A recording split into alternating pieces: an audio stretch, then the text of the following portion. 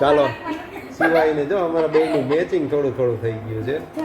અને અહીંયા દફતરોની જૂની વાતો હાલે છે યાદ કે અમે પેલા નાના હતા ને તે ઓલા ચાપુવાળા દફતર આવતા, 2 ચાપુ હોય, એમાં એકમાં ભાગ ડબ્બો 2 વિભાગ હોય, નોટબુક આડી રાખી હોય ને એની ઉપર ચોપડા રાખ્યા હોય, એવી રીતનું હોય. એટલે વેદુ કહે તો ચાપવાળા તો હારા કહે અત્યાર કરતાં, પણ ચાપવાળામાં જો ઊંધું પડે ને તો બધું ઢોરાઈ જાય.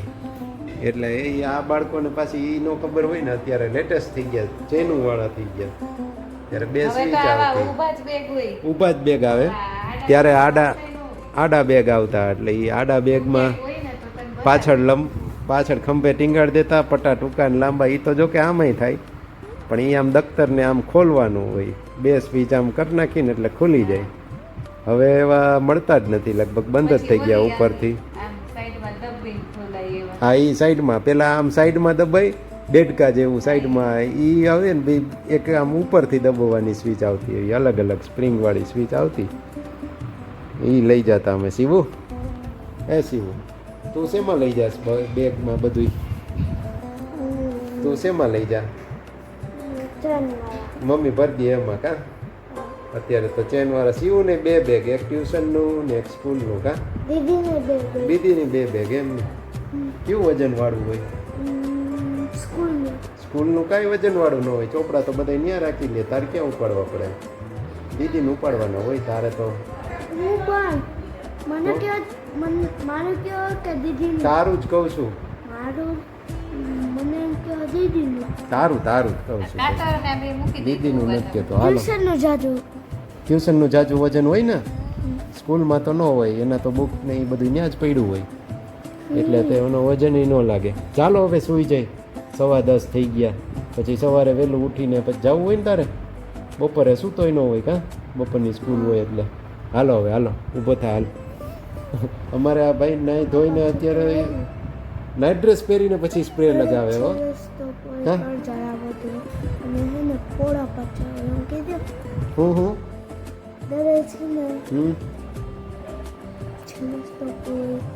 દરરોજ છેલ્લો સ્ટોપ હોય. તું જ કહી દે ને જોરથી.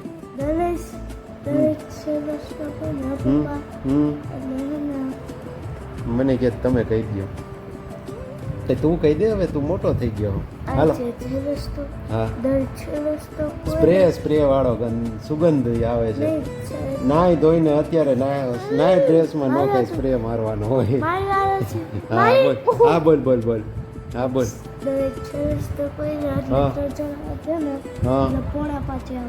ઓહો, દરરોજ છેલ્લો સ્ટોપ હોય ને એટલે 4:45 આવે. 3 જણા છેલ્લા બૈચા હોય, આના પછી 2 બૈચા હોય, આ છેલ્લેથી ત્રીજો કા, પછી 2 જણાને ઉતારે એટલે બસ આખી ખાલી.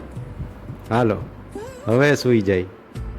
મળીએ આગળ કાલના દિવસના વિડીયોમાં. Bye bye. ગલતી કિસી ઓર કી, સજા કિસી ઓર કો. યુવતીનો પુત્ર પગાડી ગયો, પરિવારના સભ્યોએ પિતા સાથે મારામારી કરી. આવું હાલે હવે તો. ગોંડલના વિન્ટેજ હેરિટેજ રોડ ઉપર કામકાજ ચાલે છે. રોડ તો આમ તો કમ્પ્લીટ થઈ ગયો છે, સાઈડમાં ઓલા બ્લોક નાખવાનું કામકાજ હોય ને, એક સાઈડ કમ્પ્લીટ થવા એવું છે, અને આ સાઈડ હવે ચાલે છે. રાત્રે લાઇટિંગમાં કંઈક અલગ જ નજારો જોવા મળે. આ તો અત્યારે નીકળવાનું થયું એટલે કીધું લાવો તમને બતાવી દઈએ. જો સ્કૂલેથી આવ્યા પછી લેસનદારી લઈને એને મમ્મીને કહે છે આ લેસન દીધું છે, તરત લેસનમાં બેસી જાય, એમ તો વાંધો નથી આવતો. યાદ કરીને પેલા આમ ઈ કરે. હા, 1-2 વાર ભૂલી ગયો તો ને એટલે ગિલ્ટ ફીલ થાય ને, એટલે પછી આવીને પેલું કામ ઈ કરવા માંડો. હવે પછી બીજું કામ રમવાનું ને બધું પછી, પેલા લેસન હોમવર્ક પૂરું કરી લેવાનું. જો અમારા ઘરના કલાકાર માંડ્યા છે કામ કરવા. હાલો થોડુંક જોરથી બોલ, આમ હમું જોઈને. કેમ રિસીવ?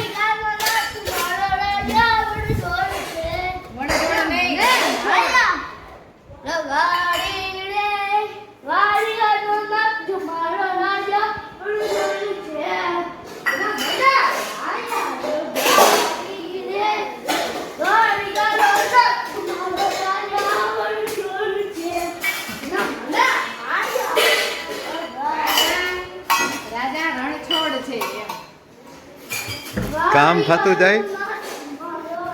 ભેગા ભજન ગવાતા જાય.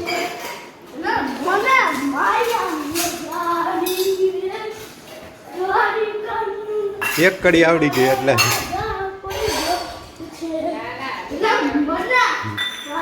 આગળ તો બોલો કલાકાર.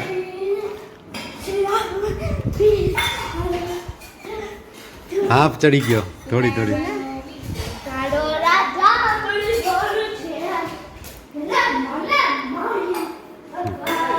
ચાલો આવું ચાલતું રહેશે.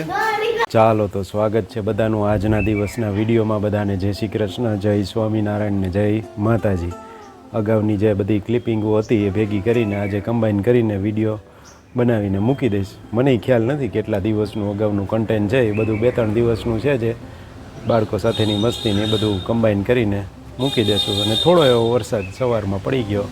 વાતાવરણ ચોમાસું થઈ ગયું છે પણ વરસાદની હજી તો કમી જ છે, શરૂઆત જ નથી એના જેવું છે. વાદળાને લીધે તડકો છાયો થયા રાખે છે અને પવન તો સારો એવો વાઈ રહ્યો છે.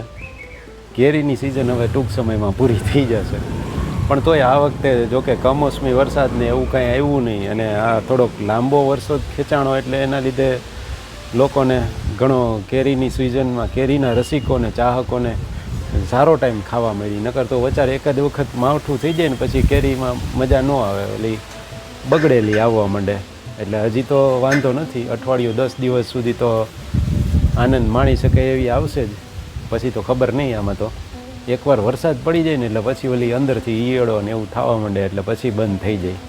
જોઈએ હવે. ચાલો હવે આગળ બતાવવાનું હશે એ બતાવશું, નહીં તો આજનો વિડીયો આટલો જ રાખું છું. વેદુબેનનો ક્લાસ ચેન્જ થયો છે ને તો એના માટે એક રિક્વેસ્ટ કરવા જવાની છે. વેદુબેનને બીજા ક્લાસમાં અમાંથી બમાં નહીં, બમાંથી અમાં લીધી છે ને તો વળી અઠવાડિયાથી એમ કહે છે કે મજા નથી આવતી. તો જોઈએ હવે રિક્વેસ્ટ કરી આવીએ. જો પાછી ચેન્જ કરે, ધોરણ બદલ્યું હોય એટલે ક્લાસ એ બદલ્યો છે આ વખતે, તો જોઈ શું થાય છે.